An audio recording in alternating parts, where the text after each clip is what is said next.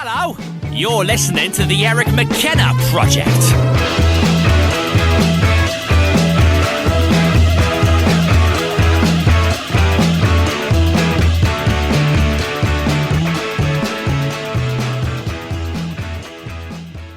Start yet? Have we already started? I think we did as soon as we came in. We're ready to go. We just go right into stuff. Yeah. Thank you for being here. I appreciate it. Yeah, absolutely. It means a lot. So, we don't typically date the shows, as you know, but we do kind of in the pandemic era, and it is oh my gosh, it's February already. 2/2/21, Groundhog Day. Yeah. He saw his shadow, by the way. Every time. Yeah, I was told that this morning. My wife rushed in and had to tell me that as she was up so early. By the way, it saw its shadow. I said, yeah, okay. Yeah. Great. I know. Well, one of my girlfriends is in South Africa, and she had a post this morning about February just feels like a never-ending sequence of Tuesdays, like kind of just like uneventful and the same. And so I messaged her. I said, we just had Groundhog Day, and like, do you even know what that is? So I might get to explain to my South African friend Groundhog Day and the same monotony every day, although I'm sure they've seen the movie, but yeah, I mean, it's a great movie. Yeah, it's still iconic. That made Punxsutawney feel famous. Was the whole thing famous beyond Pennsylvania, or we just happened to live here and we just happened to be close to it? No, it's everywhere. Really? Yes. Okay. But it's like the one thing where Punxsutawney is known probably all over the U.S. It's not just a Pennsylvania thing. It's on the calendars when you get your planners and everything. Like, listen to me, like with my paper planner. No, that's it's got Groundhog Day. Yourself. I use them too. Yeah. Yeah. It's Groundhog Day is on the calendar. Yeah. I didn't even notice that. Yep. Now, Groundhog Day, is it specifically about Punxsutawney, Pennsylvania, or are there multiple groundhogs everywhere and it's just a tradition that everybody does? I'm pretty sure it's just Punxsy. Huh. It's like how New Orleans has Mardi Gras and people mimic it. I mean, they might mimic Groundhog Day. I don't know. But Punxsy is the place. Okay. So how are you doing through all of this? Because you were here a little over about 7.5 months ago, I believe. Yeah. I don't know. I love the honesty. I think it depends on the day, you know?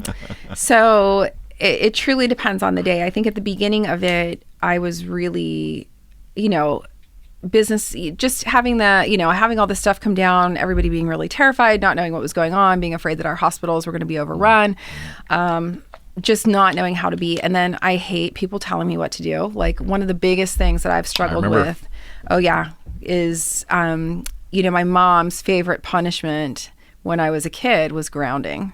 And I was grounded a lot because I was a very willful child. So a lot of times it felt like I was grounded. And so more than anything, I was like, you can't tell me what to do, So I had that kind of like a defiance around it. But, I have an obligation to my family and patients to be cautious and considerate and all those other things. So I had to really put that in the forefront and then just sort of work around it. But we were talking about adaptability. Yes. And how... It's a great word. Yeah. Because, in working with one of my girlfriends who's a therapist, she said that, pretty much, not everybody, but the vast majority of people right now are having, at minimum, a low level of depression. And at most, like, terrible clinical... Off the charts, yeah. Yeah. And so, the combination of not being able to do what you would normally do, winter, fear, whether it's fear of a disease, fear of your future, things like that. And even people that do have lots of things to do, whether it's run a company or many, many hobbies, they've had to modify that. So it's really challenged us in respect to our adaptability. And it's gone on a long time. When we were initially told up front, and of course, I'm not putting any blame here, but we were told, was it 4 weeks to flatten the curve or whatever, 14 days to flatten the curve or whatever. I think we kind of had hope there. Yeah. And it just seems like it just continues to go. Yeah, I know. And I think I agree with you. And hope would be part of it. But imagine them saying, like, this is going to be like this for 2 years. People would, look at what people are doing anyway. People are losing their minds. I see what you're saying. It just, it had to be, I think, delivered in bite-sized chunks. Or, digestible. It's kind of scary, though, to think if it had to be. I understand the point of effectiveness or the chance of having effectiveness, but I don't know how I feel about that. I think the national narrative from the doctors in the position to know or influence has been this way. It's just constantly changing. I think that's kind of made the public a little skeptical. Yeah. Well, I think that's a huge thing. Part of what we know that it's been an issue for a long time is media and the slant and the way that media can really color the way that they deliver information.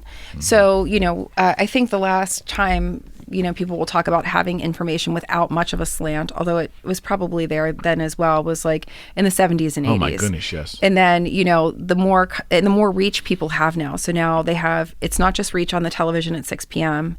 or in the newspaper, it's reach everywhere. So I think that it is true. And I experience that also. I really, I don't watch regular TV. Yeah. I don't really watch the news. Ever. I selectively expose myself to whatever information. Smart. Well, I have to be self-protective, right? Or else, people spiral. And no question. I see, I remember what was happening. It was, when they were charging the Capitol, when people were charging the Capitol. I had so many clients in my practice that day that literally were like, I feel terrible. I'm so stressed. All this stuff that's going on, like literally just awful. And I was like, well, then you should shut it off. You can't, what are you going to work in your circle of influence? You can influence yourself right now. That's it. Protect yourself, But other people are having a lot of fun. You look like you're having a really good time. I'm not enjoying the pandemic, but the last year I've made it as productive as it can be. And I've tried not to let the pandemic and the drama around it really affect me personally as much as I can. I feel horrible for those who are ill and sick, and I know a few. But at the same time, I would like to get your thoughts on this. My philosophy is we're only given so many years. Yes. And if we spend a year to a year and a half or 2 years of this time in a state of real worry or distress, we've just given that time away. We're not getting it back. We may go, quote unquote, back to normal, but we can't recoup what we've lost when it comes to time. And that's where my philosophy is. I have to get on with it. Yeah.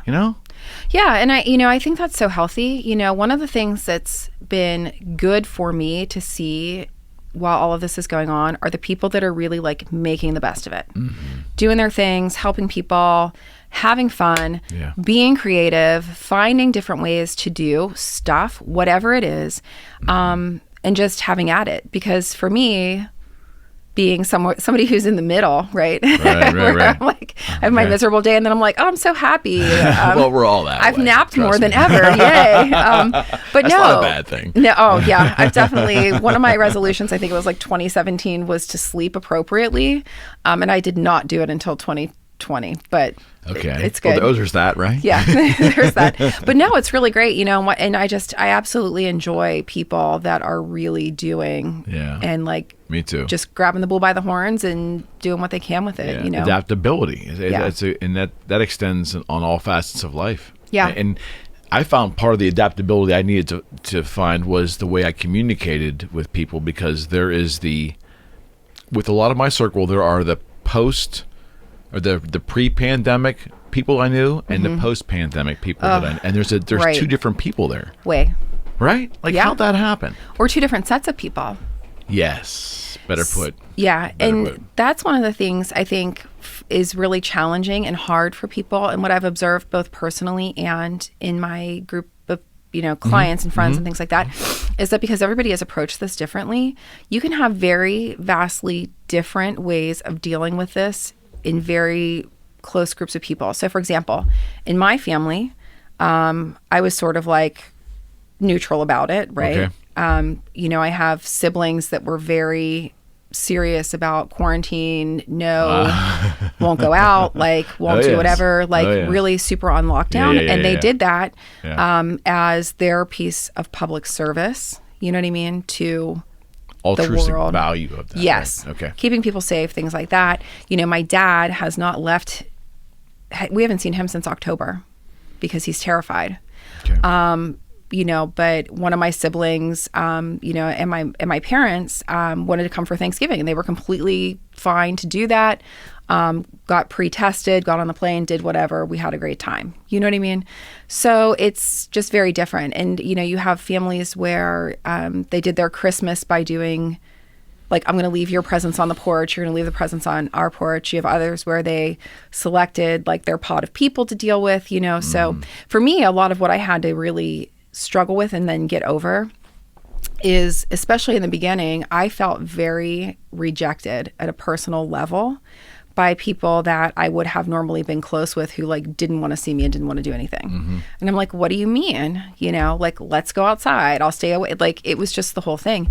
And it really messed with me. I bet. I was mad and sad, but mostly mad. I tend to get more mad than sad. Okay. Okay. But that's changing a little bit now, and people are sort of learning. I think so. Yeah. I hope so. Yeah. Is it fatigue though? Is it COVID fatigue they talk about? Or people just getting tired of just living this way. You kind of hope they will eventually, because I think there's a lot of unnecessary distance going on. Sure. I think not always, but I think there's not over precaution. Can you ever be over precautious? Well, I don't know. Yeah. But I just wish people as a whole could grasp the concept that you're not going to get this time back. Don't give it away. Laying on the couch for a year, I guarantee has not served anyone well who has done it.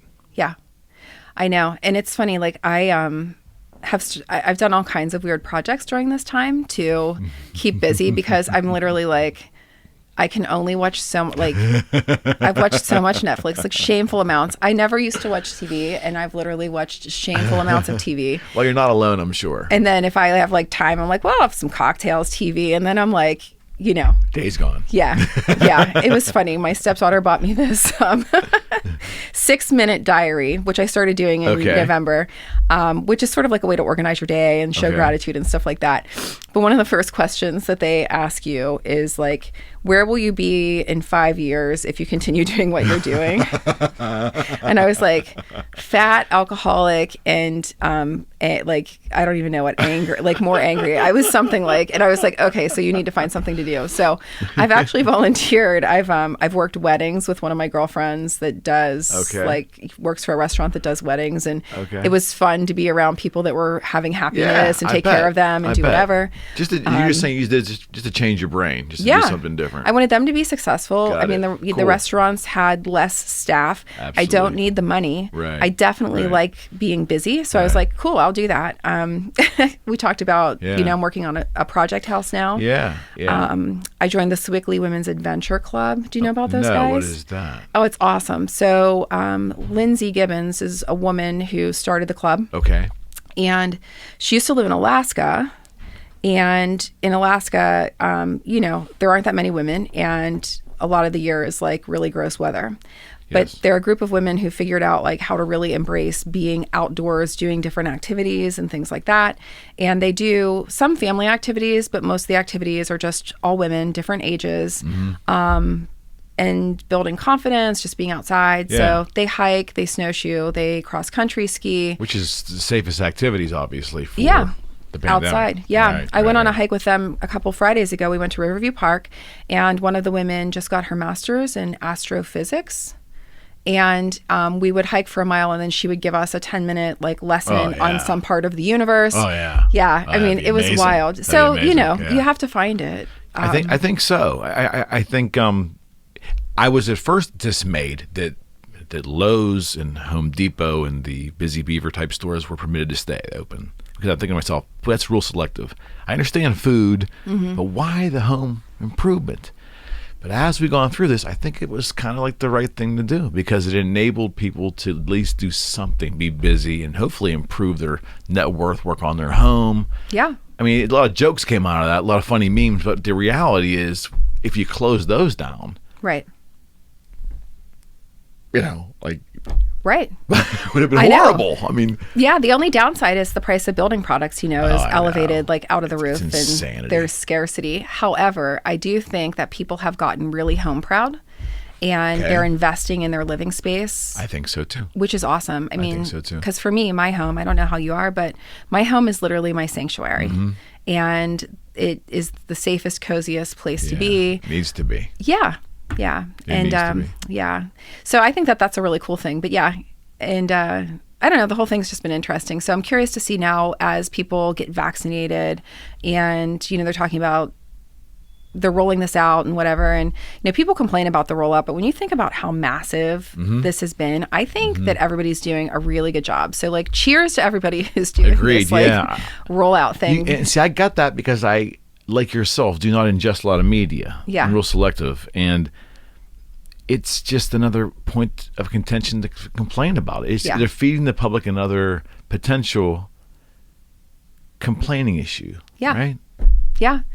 Yeah. It's crazy. Yeah. I predicted it. I said they're going to be upset that it's not rolling out fast enough. I can guarantee it. And I'm sure all these places where they're making it, they're under 24/7 production, it's insane. Staffed. And there's, how many freezers that keep the right temper, like there's it's maxed out as best it can be, and so I guess everybody waits and you see, and then when they get through 2A 2B whatever, and then it's generally whatever, then what happens? Are people ready to start hugging? Are people ready to go to the gym? That's the question I wanted to ask and take a class. What's your thoughts on that? Like, do you think it's going to be a period of time where even if it's so even hard to say, Dr. Shannon, because I don't know if this actually will happen, but when we're given the all clear, right, somewhat in society to be close to each other, how comfortable will we go back to that? I think it's going to depend on the person. And I doubt, so one of my concerns or fears, which may or may not be warranted, is let's say they say, well, I just don't think anybody's ever going to be able to be comfortable saying all clear because nobody wants to take the fall if there's a recurrence or something like that. So I feel like kind of ease back into things, you think? I hope so.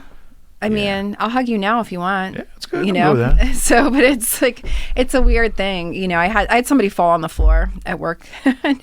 Wait, back up. What? I had somebody fall on the floor at work. Like one of our clients fell on the floor, which doesn't really happen that often, but she fell over. Okay. And she was older and she needed help. And before I even went to help her, I said, I'm coming in close, okay?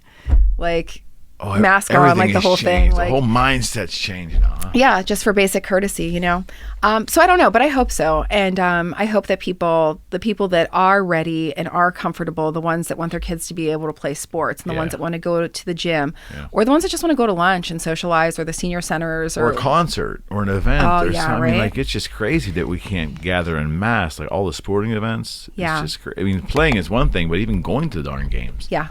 It's hard to imagine. Yeah. I mean, I just don't understand there's some crazy things. Maybe you can clear up for me. Like, what is the concept? I cannot clear up anything. Somebody's got to give me the answer. Like, what is the concept of dining in Pennsylvania? Because the restaurants have been so badly hit financially, but yet I don't understand the law. It's like you can eat outside if you're inside, like if they have to cover you there, right? You gotta. I don't understand how it's done. No, so I think that outdoor dining is permitted. I think you still have to be spaced apart, but I think that people started doing the covers on the outside to accommodate inclement weather, which is smart, because like if you have outside seating and it's raining or cold, nobody's coming. Okay. So a lot of them have those like outside teepee huts. Okay. But they're really outside. It's kind of strange. It's super weird. It's super weird, yeah. And the whole takeout concept is lost on me. Like, by the time you get takeout and you bring it home and it's like all the wrong temperature. And I've done takeout to support my friends' businesses, my friends' restaurants out of principle, but I find myself not really enjoying it much. Correct. Yeah. I know. So I'm like, I would rather sit down, eat inside, and I cannot wait to sit at a bar.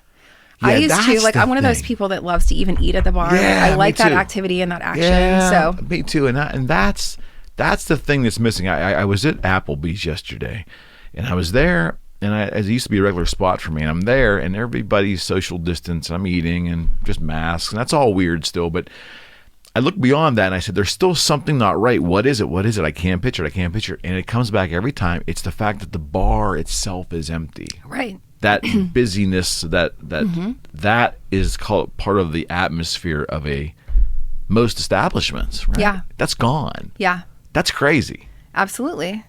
And think of all the people that are trying to date in a pandemic. Like, God bless you. Yeah, you can't go to the bar. That'd be like, you go to happy hour, have a drink. How does that work exactly? I wondered. It's so fascinating you said that. Like, I did that online dating 10 years ago for a short period of time. And you set it up and you do it. And, like, now add the fact that you are now afraid to be in close proximity to strangers. Right. That you're thinking that might be someone I might be potentially intimate with. Like, it's really a weird dynamic, right? Yeah, I would guess so. Yeah. It's an already messed up thing, which is online dating. Yeah, dating. Add this to it. Well, dating itself is usually fraught with challenges and stress for people. And then online dating raised that. And then, not online dating, then, the whole Tinder, where it's not about dating, it's whatever. That, thank God. Well, the swipe right, swipe left stuff, I didn't. It's interesting though. Like I have many couples that I know that are in awesome marriages that met on Tinder. Really? The people that started Tinder at one point got mad because people were using it as a dating app, and they're like, "Listen, this is not what this is about." Okay. So yeah, lots. Really? Yeah, and that's interesting. Yeah. So I know. So because the mind initially goes to that's like the big dating app that is for sex. Really about hookups, because you're just left and right and the whole thing. That's not what it was intended for initially? That is what it was intended for initially, but then it became like more and more people were using it for dating. And Malcolm Gladwell, he wrote that book Blink, I think, which talks about like if you have your brain makes the best decisions within like the first 2 seconds of perception. Right. Do you believe that? Oh, yeah. You do? Absolutely. Okay. And that the more information you have, the more likely you are to make mistakes. So he used that experiment, the hospitals in New York, where like they gave all this information about patients, and then this other one where they're like, here's your 3 bits, like what would you do? The doctors that got 3 bits of information did much better than those that got... Yeah, so I think in some respects, like Tinder works with Gladwell's idea that you make the best decisions just on instinct. Yeah, the first impression. That's why there is a first impression. Yeah. But but then that, I think that kind of kicked the door open where I missed it also, but I have a lot of girlfriends that get random photos of things that like, they're like, what? I hear stories. Just the amount of stuff that happens now. I know. It's like, I like to think I'm not old fashioned, but I really am like, whoa, so I don't know. But now the new thing that everybody is doing with dating is Bumble. What's Bumble? Bumble is an app, I guess, where it's female, like the woman chooses when to interact. So for guys, it's a plus because you never have to feel like creepy. Like, did I text her too many times or whatever? So like, you like my photo, I like your photo, I have to be the first to reach out or else you don't have access to me. I like that concept. Yeah, it controls the timeline. Like, then you have to, should I wait a day before I say hi? Like, all of that. So Bumble is that. And then also... That's a whole show in its own right. Yeah, I have a lot of people that could talk about that. I have, oh my God, my girlfriends tell... I have so many wonderful girlfriends and they tell the best stories. One of them has crazy good stories, which I won't repeat in case you want to hear them from her. But anyway, people are doing Bumble and Hinge now and stuff like that. So I think it's kind of neat. I thank God for those because right now you can't go to a happy hour. You can't go to a networking event. Exactly right. Think about that. We really are. How do you make that happen? When you can't be in near proximity to anybody. Well, I guess... In groups, especially. I guess you would have to say, like, okay, you stay home for 10 days and I'll stay home for 10 days. And on day 11 or day 15, if it's 14 days, we'll go have a coffee. If there's a place that will let us go sit inside. That's a very interesting concept. I wonder if people are doing that. I doubt it. I doubt it, too. So... The bar thing, I never... Yeah, I do not think about the dating world and the lack of bars because... and when you say bars, it isn't a seedy thing. There's beautiful bars everywhere that make a ton of money off of dating. Yeah. That's what they do. Yeah. Absolutely. And that's all gone now. Yeah. Well, it's on hold.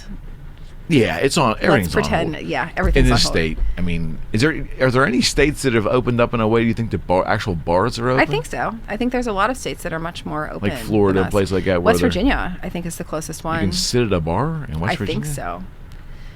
Wow. Not as populated. You know what I mean? So, as a person of science, I consider you a person of science. Okay. How do I say this? How do you maneuver the things you do ingest, media that you do ingest in regards to the differences that we have in this society? You have one side believes that this is the worst thing that's ever happened, then the precautionary, you can't even, you should be wearing 3 masks and a face shield. Yes. Other side is there's people out there just like nothing's changed. And you have states where things are somewhat back to normal.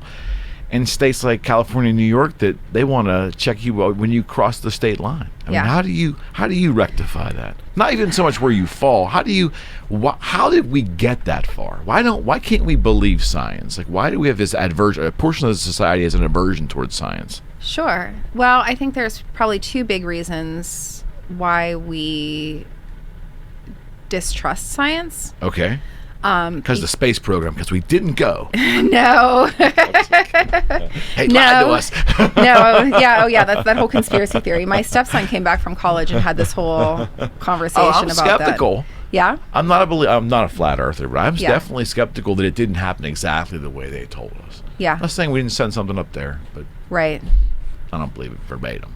I don't know. I'm starting as I get older to really want to dig more into those things and understand all the history of it.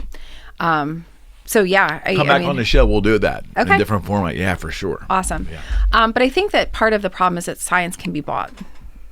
Okay. And I think that there is a distrust. And in particular, I mean, we talk about it all the time with big pharma. Mm-hmm. Like, who 100% trusts big pharma? But big Nobody. pharma funds a lot of the scientific research that we are given. Yeah. And so when you know that, to blindly just accept what comes out that way is silly. Okay. You know, but because many times the work that they do saves people's lives and prolongs life and does all this other good stuff, is it completely bullshit?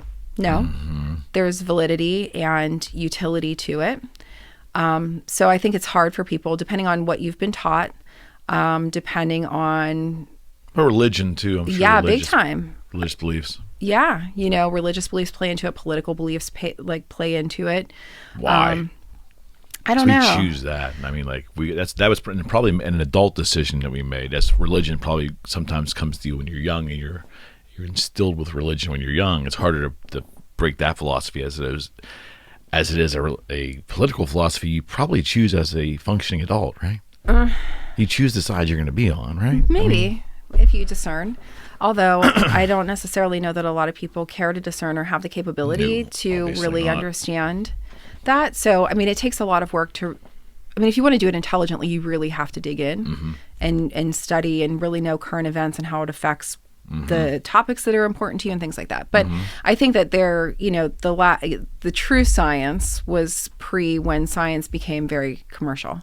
Okay. So probably 1960s, 1970s, but only speaking in the vein of public health science is what we're talking about. Other science I can't talk about, like is engineering bought? I have no idea.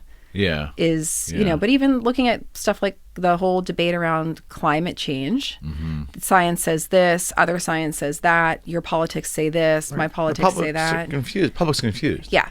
So I just think that it's not that people distrust science, they distrust who's presenting the science and what's in it for them. Right.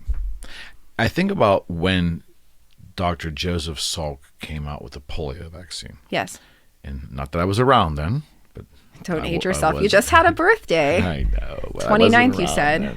Yeah. I turned 39 actually. I stay consistent at 39 for every year. I've been 39 for a long time. I'm good with that. Okay. I'm good with whatever that. You like. But when he came out with that vaccine, I'm amazed that the public did not have any problem believing it for the most part, I'm guessing, and the things that I read, that it was universal that this was a life-altering decision for our public, and we did it, right? Yeah. Well, we weren't around then. I don't know. I remember there's this weird TV show called Call the Midwife. It's a PBS show. It's a fictitious show. But one of the episodes is about polio and about the vaccine and trying to get people vaccinated in England, like this population they serve. Okay. And these nurse midwives and nuns run around doing community medicine. But in the episode, they're trying to get people to take the vaccine. Everybody's like, heck no. Huh. I came from skepticism was there then. Yeah, my grandfather his parents were German immigrants. He never went to the doctor because his parents told him basically that like this is witch doctor medicine, like, and you need exercise, sun, eat food. They did normal basic stuff. You know what I mean, like plant medicine and bone setting and whatever. So I don't know. Do we learn now? Is our history now that like this was easy and everybody was ready to embrace it? Perhaps. And maybe it was. I mean, when you see the kids and the iron lung and all that other stuff, I mean, imagine being a parent terrified that this is what's going to happen to your kid. So I don't know. It's probably how it is right now. I mean, I think whenever they were talking about the Daily podcast just talked about vaccine acceptance when they first started talking about it. I think they said like 30% of people were like, yes, I would get the vaccine, and 70% said no. Right. And now it's like flip-flop, basically. Yeah. So, and there's a very strong, campaign right now. If you look at when people get their shots, they are encouraged to get their picture taken, hold up their card, tell your friends. Yeah, it's like the voting thing. Yeah, vote I voted. Sticker. Yeah. So now it's like I got my shot. So, okay. I don't know. So back to like the science thing. I don't know if it was more accepted before. I think we're taught that it was. Yeah, I just think at some point in time, you have to believe in something. I know it's a slippery slope to say that, but if you're so skeptical of everything in life, right? There's got to be a point that you're going to hurt yourself by missing out on reality. Because there's the far left folks and the far right folks. They're so far and extreme. They circle around and meet each other. There's similarities in their personalities, and both of them are just really ultra skeptical of everything. Yeah. And these folks are not helping. I don't think they're helping themselves, but that kind of, and for some reason we amplify their voices. There's a small minority of the population as a whole, but we amplify that craziness, right? To make it seem normal. Well, I don't know if we make it seem normal, but I mean, doesn't crazy make you curious? Makes me curious. The crazier stuff is, I'm like, I have to know. Well, no, they're crazier. I mean, well, you think? Yeah. When people are doing extreme things, it's so interesting. Yeah. Oh, no. Yeah. Come on. Let's talk about it. But I get it. But I don't get it. But I get the fact that what they're doing is certainly curious. I'm curious about it for sure. But I just, at some point in time, the way I maneuver my life, I have to believe in something. Yeah. For some sort of sense of normality in my little goofy world. And I choose to believe in the science as opposed to the expert on Facebook or the guy down the street or whatever. It just seems the guy with the paper who put the time in, and that's his or her career, that's the person I want to trust. Yeah. That seems logical to me. Well, and also too, I mean, these people, though they are extreme, they do have their beliefs. Like they're skeptical about XYZ, which bumps up against whatever it is that they believe. I mean, most people don't. I mean, when do you find, I mean, like your most extreme atheist, I don't know. Christopher Hitchens. Remember him, Christopher Hitchens, the writer? No. Yeah, he was he's a hell of a writer. Like, don't believe in it. Then what is it? The nihilistic? Nihilistic. Like all of this is nothing. Right. So like that's the real skeptic is the nihilist. These people that are extremists are not nihilists. They are believers to the nth degree. Yeah, and you know that extreme stuff sells. Like, I mean, that guy in his like Viking crap. Like, I don't even watch the news, and I know about him, and I know that he wants like organic food in jail or something that I read online. It's insane, but it's extreme, and he's wait till Halloween this coming year. Oh God, that's an easy costume too. I mean, I know. Except for you have to be okay with like your chest out, which I don't know. Most of everybody with the pandemic couch potato situation, they're going to be like. I was looking at the other day. You'll appreciate this. I was watching a commercial for Grubhub. Okay. Have you seen the Grubhub commercial? No, I don't watch too much television. I'm aware of Grubhub. I think it was on my Pandora or Hulu or something like that. So everybody on Grubhub looks like they're pregnant, including the men. Like they have these huge pendulous like bellies. They're cartoons. Okay. And I'm like, oh my God, like Grubhub is making it okay for us to be like really, really obese. And not that it's like a thing, but like what we're normalizing is really super weird. So when you look at that, that's dangerous. I think if television shows normalize masking, that's going to happen if it hasn't happened already. I don't watch like sitcoms and things like that, but I'm sure that's probably I'm sure that it's been around long enough that the shows are going to start reflecting pandemic. Yeah, my mother-in-law was watching something, and oh God, she's the cutest, but she hates all of this. And she hates wearing a mask because she has asthma, and she hates it for philosophical reasons and all this other stuff. One of their shows started putting characters in masks. Okay. Is Grey's Anatomy still on? No. Something she was watching, and she's like, I'm never watching it again. Like she's like, drop the mic on that show. So I don't know. I'm with her. I hope not. We just did pictures for advertising campaigns for our practice. Okay. And we did them all same shots with masks, without, because then they're evergreen. So I don't have to do another photo shoot later, Smart. So we don't know what's going on with us. But seeing all the Viking guys, I think would be cool. What happened there? What is your thoughts? What happened? I think people just got really riled up, and they were empowered to think that they could get away with something and make a point, and they did. Yeah, I think that's pretty much it. That's how I feel about it. And that pretty much explains it. I think you just get caught up in it. On TV, they'll go off the deep end and look at all the philosophical reasons why this could have happened and couldn't happen. It really, we're sometimes afraid to accept that things just are, they happen for this reason, and that's it. Yeah. It's just like a giant pep rally, and stuff went wild. It's why couches get lit on fire at WVU, except for this was different. It was a little different for sure. I'm not real big on, well, here I am telling you the space program could be fixed. I'm not really big on conspiracies in general. I'm really not. I think it just takes so much time and effort. I think the human condition is such that we're generally lazy, and it takes so much time and effort to make a conspiracy really effective and stay true and hidden for a long period of time. It's too much work involved with that. Yeah, sure. The lazy way is just to let reality just play itself out. Sure. But that being said, why do you think there's such an amazingly big part of our population that goes down that rabbit hole, especially on the political stuff? Like, why are so many people willing to believe the most outrageous stuff imaginable? I don't mean like the fringe of society. Right. We have a decent sized section of our society that believes some really wacky stuff. I think in some respects, back to what we were talking about, like in politics or like how much is, I think everybody's suspicious, and we should be, because that's street smart in a way. Yeah. And so depending on how suspicious you are and what your beliefs are and things like that, you're going to dig in, and you're going to want to really know what's going on. Mm-hmm. But I think enough weird stuff has happened that people... You think? Please, baby Jesus. No more weird stuff. I mean, like, just not bad weird, just fun weird. Like, I don't know. Like, if something really fun happened that was weird versus just... We need some stuff fun like some fun weird stuff, yeah. Yeah. But I don't know. I when you look at stuff like, some of the big stuff that happened, like the Epstein stuff that came out, right? That should be fake. It's not fake, right? Yeah. We all know that it's real. Yeah. But then all the stuff that happened and blah, blah, blah. And so you realize that like people or organizations with deep pockets and influence can kind of do whatever. No question.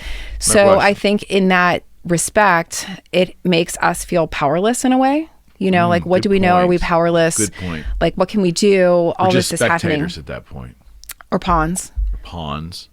And so when you feel like you can dig in and you can know, then maybe you can affect change, is why I would think people would dig into the conspiracies, like really to like understand and like unearth it and be like, come on, like, this is the truth. Like, pay attention to this. Don't be a sheep. Like, I think there's, you know, the people that really dig into that stuff in some respects might be more altruistic than the rest of us, because they're really trying to unearth the truth. Could be. Whether it is or not. Could be. I had this dream the other night. I never dream of it. Why I remember this, I don't know. But I had this dream that in the end, when everybody got vaccinated, or when the vaccine was around a while, it turned out to be that we all died. We're all dying. And like the people that were telling us we thought were crazy that not to get vaccinated, that small percentage of the population were right to be skeptical. Yeah. I mean, that's a far out dream, but it was always, but you hear so much stuff pro and con. Right. It was probably bouncing around in my brain, and that's what had happened, but could happen. Right. Did you watch The Handmaid's Tale or read Atwood's book about that? I think I started listening to that on tape years ago, and I didn't get very far. Right. It's old. It's an old book. I think I remember reading it the first time in 8th grade, but she sort of, you know, their society and what they talk about is where, you know, basically the environment and the climate and all this stuff becomes so bad that it makes everybody dystopian. It makes everybody infertile. Yeah. So the people that like for whatever reason remain fertile, then they, you know, become captive because they need to make more people and all this other stuff. So I don't know. Who's pulling the strings? Right. See? Like, it's got to be, and it was so funny. We just did another UFO show, and one of the questions I asked our expert James, I said, listen, we all talk about black budgets and the government's doing all this stuff, and sometimes the president doesn't even know about all these things that are happening, but there still has to be somebody or some group of people, even if it's a rolling, you know, people coming in and out of government, people coming in and out of influence, this rolling mass of, you know, over years, but there still has to be somebody at the top, somebody or some group of people at the top, right? There has to be. For continuity in their project. Absolutely, because everything would just fall apart then. Yeah. Think about it. That's fair. So who is it now? I don't know. We're all, you know, because the joke obviously is that none of the presidents will ever reveal the UFOs. They always say, oh, I couldn't find anything, or I asked, and we all kind of believe that they were told certain things, and not really that crazy things, but some certain things, and they just either are afraid to reveal it, or they say that they're going to mess up national security or something. Who knows? But if indeed there's all this black budget money, which is true, because there's that big void in the budget that no one explains why that happened. The point being, someone's in control of that money, or somebody, or some group of people. And in society in general, I mean, you look at all the most influential people in the world are the wealthiest. Mm-hmm. And then the movers and shakers within that group of people. That's why Bill Gates is probably a very great person in terms of what he wants to do. But then you have a portion of society that thinks he's this evil person who's trying to manipulate and get them to get you somehow to, you know, to all become sterile because he believes in population control. Who knows? Mm-hmm. We're always looking for the drama in something, and a portion of our society will love to run with that. Yeah. Is that you think that's a good observation? Yeah, I think it's interesting, and I don't think it's untrue. But if you got to choose who was in charge and who got to be at the top, who would you choose? Oh, that's a great question. That is such a great question. I think I'd let Johnny Rotten handle it all. I think I would just put him at the top and let him just make all the decisions. Just do whatever. Well, if you lie, you go to jail. No one can lie about anything. If you're ugly, you're ugly. Just say it. I don't know.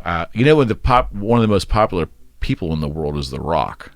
I love him. Yeah, he's one of the most popular people. Yeah.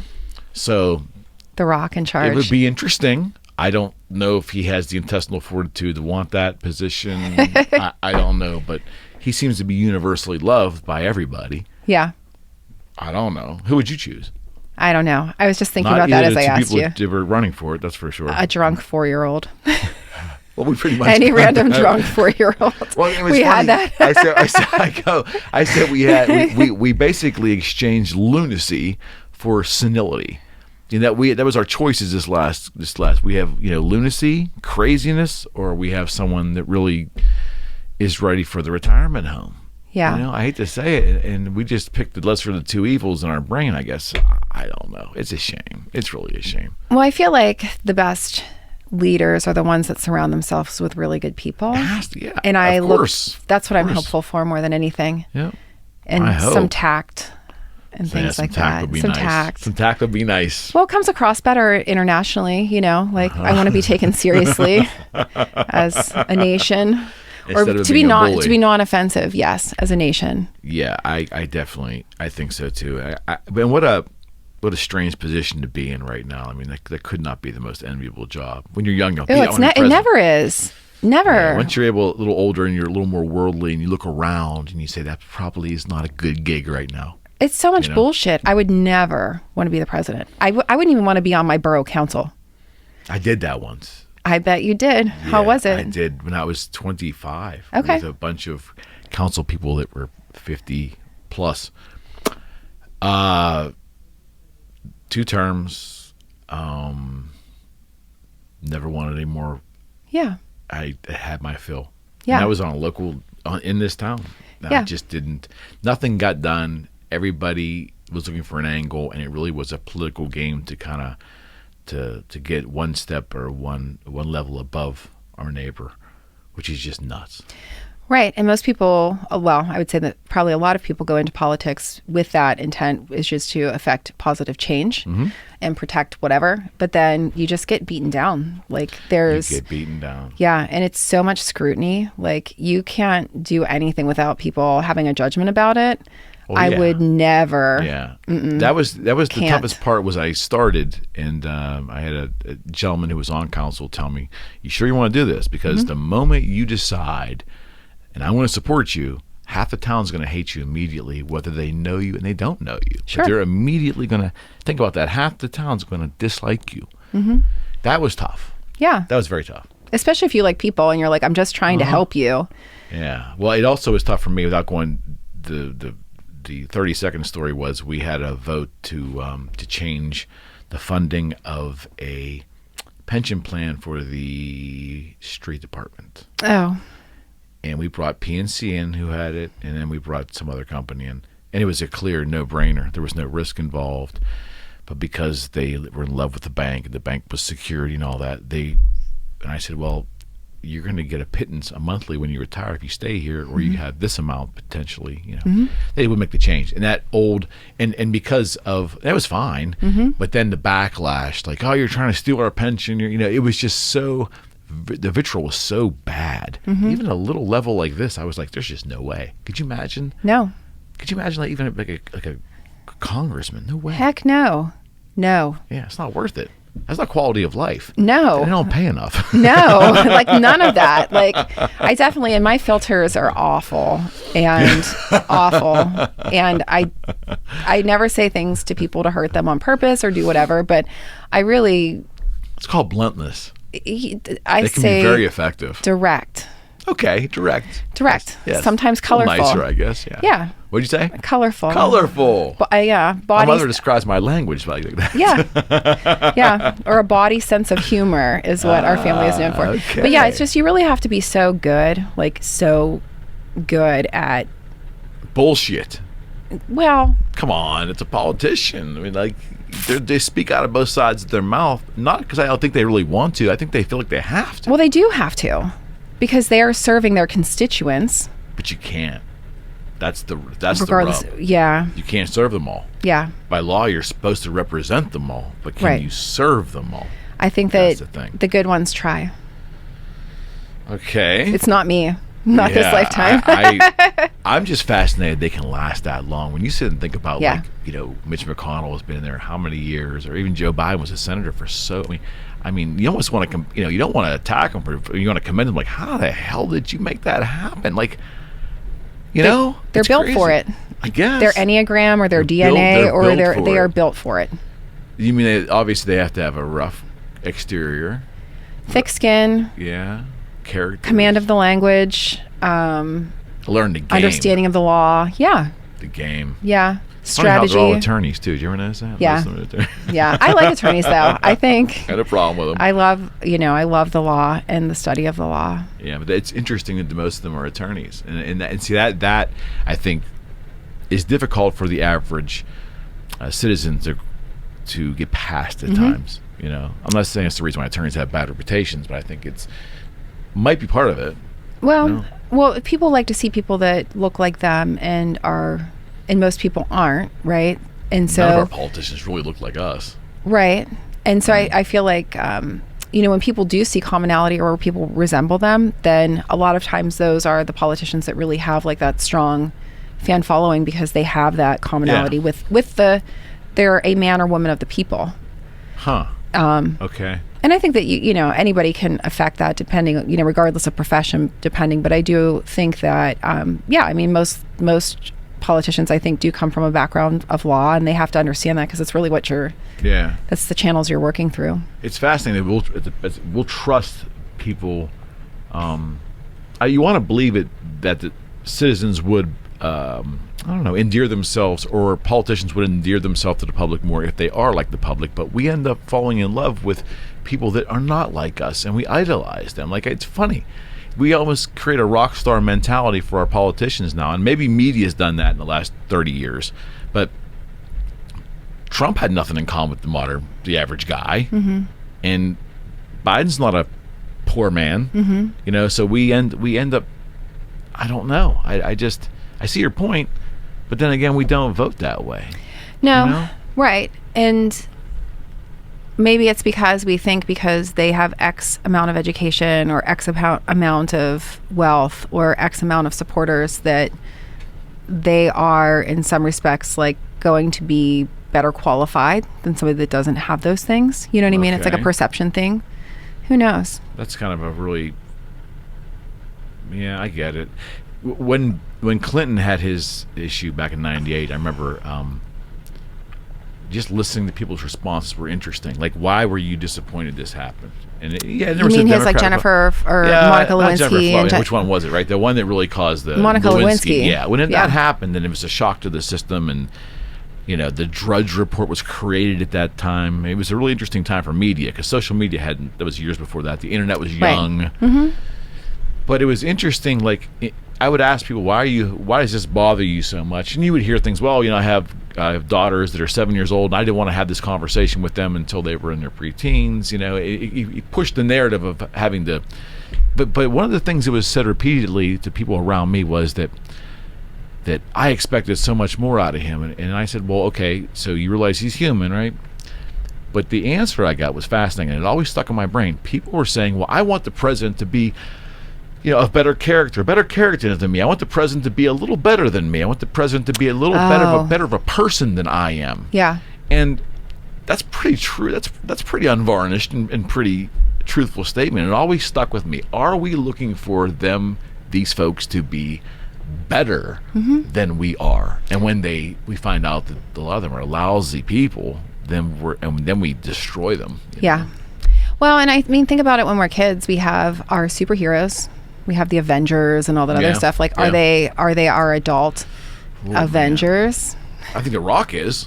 The Rock is, yeah. The Rock is. The Rock is. I don't think Mitch McConnell. No, he's not. He doesn't look like an Avenger to me. No, it's so funny. And I think too, this was once again, my girlfriend in South Africa. It's interesting having somebody on the other side of the earth because, well, we were talking about Clinton and his activities and like how whatever and. Trump and something else, and I think a lot of that stuff has gone on for a long time, but certainly there was a respect for the privacy of those things. Kennedy. And a lot of it we would, of course, right? And we wouldn't know about it, So I don't know, but the Lewinsky thing was extra interesting. A couple years ago, she had an article in Vanity Fair. Okay. I don't know if you read it or not. So interesting. Yeah, Vanity Fair's writing's amazing. Yeah. Say what you want about the the fashion photos or whatever. The writing is usually really good. It's a very smart magazine. Yeah, no doubt. And it was a beautiful article, but they were talking about, how she talked about how when all of this went down, everybody, you know, made her out to be kind of like naive and powerless and all this other stuff, and almost like a victim, which she never claimed to be a victim. She talks about the fact that she was consenting. And was she taken in by his charisma? Absolutely. Did he abuse his power? No. Like, and so she talked about how, you know, now as an older adult person reflecting back on this, how it was spun around and how she was kind of used by the media to on both sides, actually. Correct. And so it was a really interesting read, and she's fine, and she's. Do you remember how you felt when you heard about that? Like, what was your first guttural reaction? Did you care? Did you No, I didn't care, and I think I felt probably embarrassed for her. Like we were around the same age, and I was more like, oh shit, like. I wouldn't want people knowing that I gave the president a BJ under his desk. You know, I would have had fun doing it. I don't want everybody to know about it, whatever, you know. And I believe that people's sexuality is something that is their own. And if they choose to broadcast it, it's one thing. It's something else if somebody else does it for you. Good point. So I felt for her. I didn't feel for him. I wasn't surprised. I think that a lot of men, in particular, powerful men that can kind of do whatever will do that because they can. It's the trappings of fame and power. Yeah, and biology. And of course in biology. No doubt. I think that a lot of people, feminists in particular, were upset that Hillary Clinton just kind of was quiet about it. But I also think that she had her reasons for being that way and her own things that she wanted to do or agendas, or maybe she just didn't care. Like, what if she didn't care? Do you really want to have sex with Bill Clinton? No. Yeah. Maybe she was like, woohoo, I'm off for a couple months. Maybe she knew, you know. So I think that like the whole thing was really interesting to watch going down. Yeah, she would be a fascinating case study because, I mean, that had to be the first couple of years after that had to be hellish for her in any capacity. The best thing I saw was when Saturday Night Live spoofed it. And they had the cops come into the house because they got like a domestic call. Oh, it's so good. So the cops knock on the door and Hillary answers the door and she's like smoking a cigarette. She's like all befuddled, and they're like, "We got a call." Like, and here she's like basically like has beaten the shit out of Bill Clinton, and she has him like in the broom closet. That probably happened. And he's well, right, you know what I mean. So like he's in the broom closet, and he comes out and he does the typical like, "I didn't mean to call you. It's fine." And the cops were like, "But you said." And he's like, "No," you know. So they kind of like flip flopped it, and they spoofed, you know, the whole domestic violence thing, which isn't funny, but it was an interesting way to look at the dynamics of their relationship and what people thought was going on in the background. Doesn't that seem like nothing now? Like if that happened today, it'd be a thing, but it wouldn't be like it was then. No. You know? No, but we're jaded now. We have more exposure to We're worn out. I mean, scandal fatigue. Tiger King, right? Oh, so good. I mean, that's like that. Just the Tiger King was the right man and the right show at the right time. Yes, thank God. My sister lives in Oklahoma, and she remembers when he was running for governor. And oh my God, that show, I loved it. It was terrible, but it definitely distracted us. Yeah, and all that stuff. Who was your favorite Tiger King character? Him, Jody. Yeah, because the female was Carol Baskin. Yeah, I mean, she terrifies me. I got this thing about women killing me. I'm not real good on that. It's like a thing. Now that you had the vaccine dream now tonight, you're going to be like, Carol Baskin, leave me alone. Like screaming like, help me. But why were we so attracted to that show? Oh, it was wild. It was. And it was long, real, though. But it was real. It was real. Like this happened right here. Who do you know that is like, right. But here's the skinny, like you can really go buy a tiger and it's like $1,000. You want a French bulldog puppy? $4,000. You want a tiger? $1,000. You could have 4 tigers for what you pay for a Frenchie. Yeah. And people do it. Yeah. Back in the day, my ex-husband, his dad was a criminal defense attorney. Okay. And the kids remember when they were little, one of his clients got taken to jail and he had a tiger cub. And the tiger cub came and lived at their house like for a while. God. And they finally had to like rehome it when it started like pouncing on like the little sister. But they straight up had this tiger cub like living in the house. How's that work? Like, I mean, is there a litter box? Like, how does that I would guess so. Are you let outside like a puppy? Yeah. Oh God. I don't know. I didn't think about like the tiger pee and poo, but yeah, I mean, like, I don't know if like they're like as cats, right? They're feline. That was what I was so maybe just fill your bathtub up like what happens at the furry conventions. I wanted to ask you about that last time. This has gone all sideways. What is that? The furry we didn't talk about that. I think we did off camera. And I did wanted we? to bring, yeah. Oh, I don't know. What I think is it's the cool. story there? Anthropomorphism. Wait, what's it called? Anthropomorphic is where you combine like human and animal characteristics. Okay. I've seen like people do tattoos and like implants and make themselves look like animals. It's cool. Like, I mean, I think creative expression is like a very cool thing.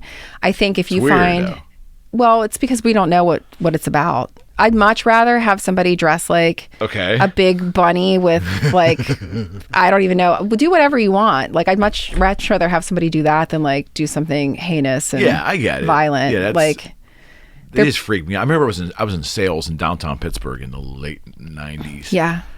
And I got off the T. Yes. And I was oblivious to, I was just doing my thing. I was selling pagers. Okay. With a little bag of pagers, and I'm going to these places. And I'm walking down downtown Pittsburgh, and there are people in animal costumes just walking around everywhere. And I'm like, what planet am I on? And look at how fun it was. You're still smiling about it. It was pretty fun. Yeah. And I thought it was very innocent, no issues. Innocent's a funny word to use, but at the time I was asking people, and everybody's, oh, they're crazy, they have a good time. That's what they do.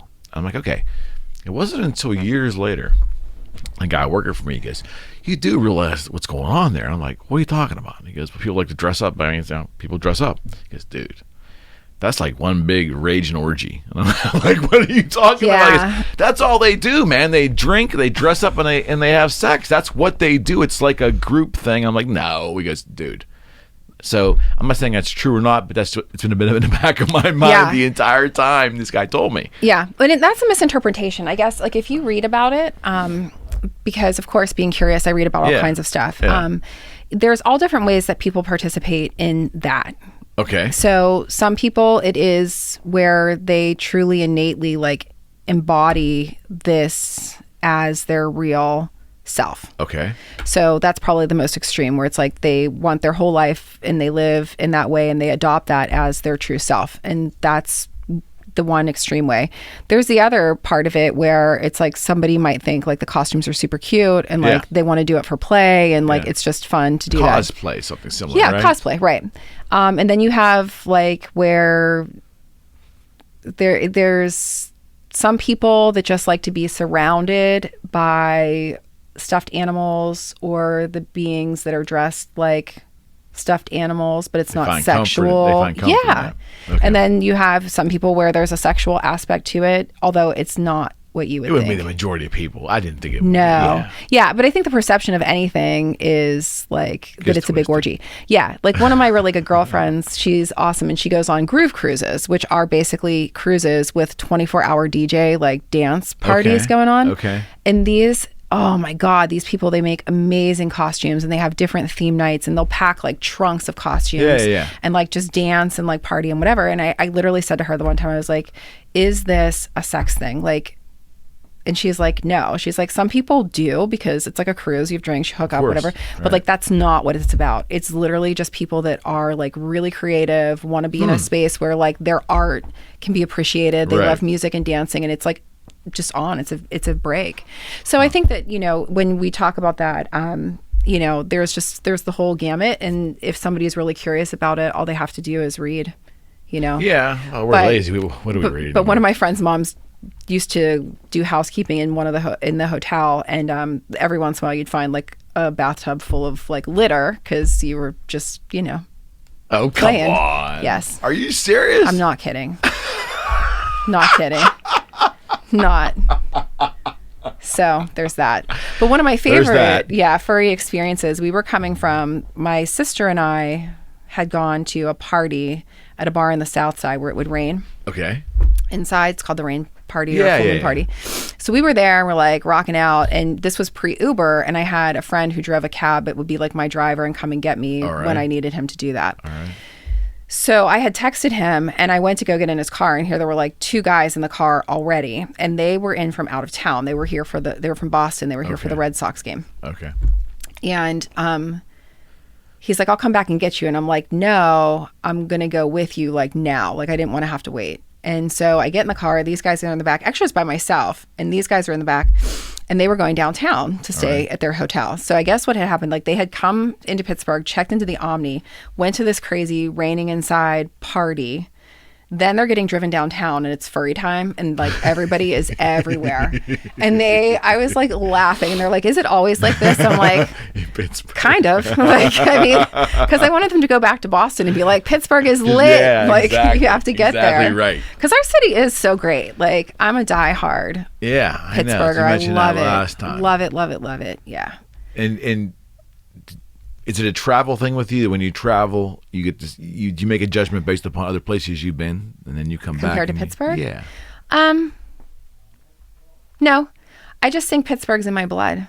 Okay. I mean, I'm from here. Right. I've always thought like, oh, I'll live somewhere else, whatever. And the longer I'm here, the more I love it. But I love Pittsburgh because it's so it's just eclectic. It's its own thing, you know? It is. It's the combination of like the industrial and the scientific and the creative and whatever. I mean, I remember moving to St. Louis to go to school in like 95. And 95. And I get to school, and like all of the people were like so vanilla at the time, you know? It's the Midwest. I didn't know what to expect. And like, I was like literally the only girl in my class that had a tattoo. I have this old tramp stamp. And when you're learning how to adjust people, you practice on each other, you know? So I remember being like on the table, and one of my professors was like, "Did you do that on purpose?" And I'm like, whatever. And I smoked at the time, and I was the only girl that smoked in the whole like school and whatever. And I had come from Pittsburgh, where I was hanging out at like D's. And upstage, and like everybody had tattoos and everybody smoked, and I was the vanilla one, and I'm like, look at me, I'm so punk rock. But I don't know, like Pittsburgh just, you know, it's like it's got a lot of different kinds of people and a lot of different kinds of architecture and a lot of different kinds of topography and a lot of different kinds of food, you know, like we're not the most diverse city is what people will say, especially really? Oh yeah. But I think we're getting better even at that, and just I don't know. It's changing a little bit, but in a good way. But I think the foundation of Pittsburgh, which is its blue collar, sports loving, comfort food, the Yinzer, the goodness. I love Yinzer culture. Yes, love it. You love Yinzer culture. I would not have love thought it. That Pittsburgh dad, he's my man. He is hysterical. Man. He is hysterical. Well, he pulls it off so well. He does. It's just so natural. It's effortless. Yeah, I love it. I love it. Pittsburgh dad. That's just. I am surprised that you are that much of a Yinzer. Oh yeah, big time. I'm surprised. Why do you think people come back as much as they do here? Because you hear the story, and I'm guessing it's still prevalent. People graduate, they move out, they always come back. Well, people talk about, I used to hear that whenever, I mean, you're around the same age as me, and in the 70s when all the Steelers were, like when the Steelers were winning all their Super Bowls, like Harris and Lambert and all, you know, that they put those Steelers hats, that there's like a homing chip. So like we're all, they might be. We're all implanted to come back. Could be. You know, I will use the story of my little sister who lived in New York, lived in actually Italy twice, lived in New York. She is a fashion design student. She moved back to Pittsburgh because she said, in Pittsburgh, you can be a normal person and still have a house. You can have a yard. You can get a dog. And you can have like a good life and be a normal person. Interesting. Which in other cities, San Fran, you can't do that. No, not your big cities. New York, you can't. Yeah. And even some small cities are really, either they're expensive, they're inaccessible, employment isn't what it is. Yeah. So I think that's part of it. And I think the other thing that is very valued in Pittsburgh is the family and community networks. No question. Like your families live and die for each other here.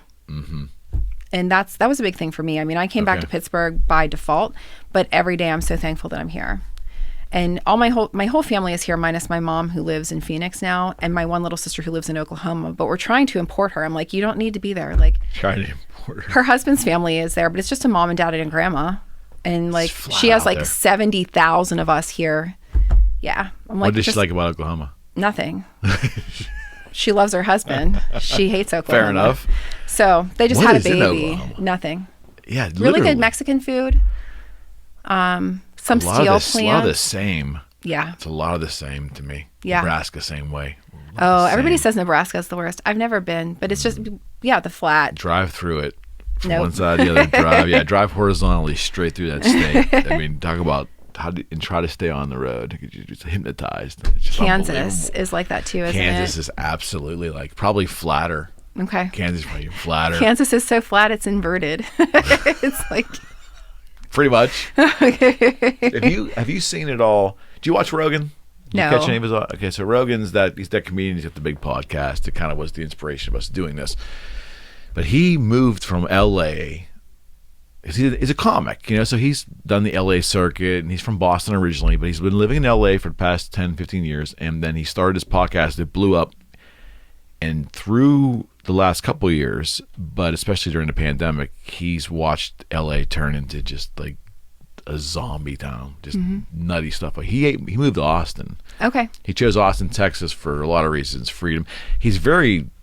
I think he's probably not a conservative either, so he's a little bit of a fish out of water down there, but he likes the freedom aspect. But he has recruited like an unbelievable amount of celebrities that have literally picked up and left Los Angeles. I mean, Elon Musk is going to move down there because he's friends with Elon Musk. I mean, they're going to change. He may be the start of this like exodus from California, or just out of California, period, which I just find fascinating to me. That, case in point, that would never happen. If he was trying to pull people from Pittsburgh, he could never do it. I don't care if it was dystopian here. I don't care if we were all dying and starving. He wouldn't be able to. People would not leave. Yeah. But L.A., all these heavy celebrities just leaving because of the taxation, because of the pooping on the streets, because of the homeless problem. Yeah. It just would. If all that was happening here, I don't think people would leave. No. I don't think they would. Yeah, I don't know either. I mean, there is a lot of loyalty here, but that's one of the things that makes our people good too. Yeah. Yeah. And that feeling of really being home. I mean, I went to LA. Well, I think LA would be an easy place to leave. Yeah, I'm not a huge fan. It's an interesting place to visit. Yeah. But and loyalty is great, especially if you're a business owner in this town. Yeah. That mindset of loyalty is amazing. Yeah. We've had great clients for this whole entire thing. Did you have fun? Yeah. Just a blast. Always. Come back to see me again? Yes. All right. Thank you so much. Do you want me to send you? Yeah. Okay. Yeah. I don't want to tell the audience, though. Okay. Surprise. Surprise. Sending you surprises. Thank you. Yeah, absolutely. Come back Anytime. And see me for sure. Sure. All Come right. find me for coffee. Let's do it. All right. We're out. Hello, you're listening to the Eric McKenna Project.